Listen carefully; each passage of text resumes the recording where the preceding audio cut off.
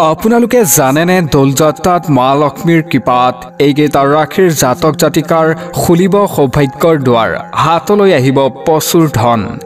নমস্কাৰ প্ৰিয় দৰ্শক, পুনৰ স্বাগতম জনাইছোঁ টেক নিউজ 24 চেনেলটোলৈ। এতিয়ালৈ যদি আমাৰ চেনেলটো ছাবস্ক্ৰাইব কৰা নাই তেনেহ'লে চেনেলটো ছাবস্ক্ৰাইব কৰি ভিডিঅ'টোত এটা লাইক কৰি দিবলৈ নাপাহৰিব। তেনে বলক প্ৰতিবেদনটো আৰম্ভ কৰোঁ।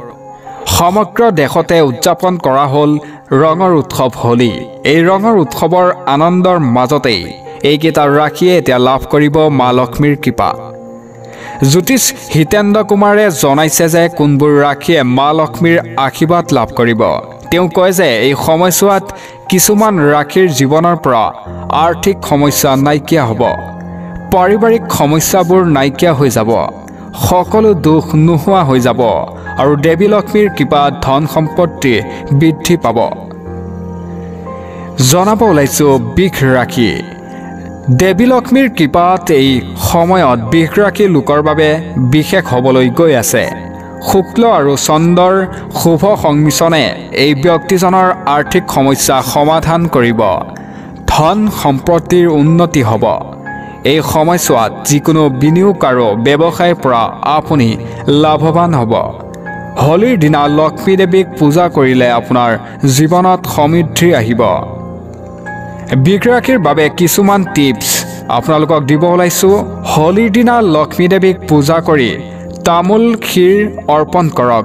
পূজাৰ সময়ত গোলাপ ফুল আগবঢ়াওক। সম্ভৱ হ'লে এপদ ৰূপৰ অলংকাৰ দান কৰক। আপোনাৰ জীৱনলৈ স্থিৰতা আৰু আৰ্থিক সমৃদ্ধি কঢ়িয়াই আনিব। এইবাৰ জনাব ওলাইছোঁ তুলা ৰাশি।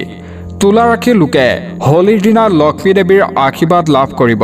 ভগৱান শুক্ৰৰ কৃপাত এই ৰাশিৰ জাতক জাতিকাই নিজৰ কেৰিয়াৰ আৰু ব্যৱসায়ত সফলতা লাভ কৰিব। আৰ্থিক সমস্যাৰ সমাধান হ'ব, ঘৰত সুখৰ পৰিৱেশ থাকিব। এই দিনটোত লক্ষ্মী দেৱীক তামোল পাণ অন্ন ক্ষীৰ অৰ্পণ কৰিব লাগে। এটা তুলা ৰাশিৰ বাবেও কিছুমান টিপছ আছে।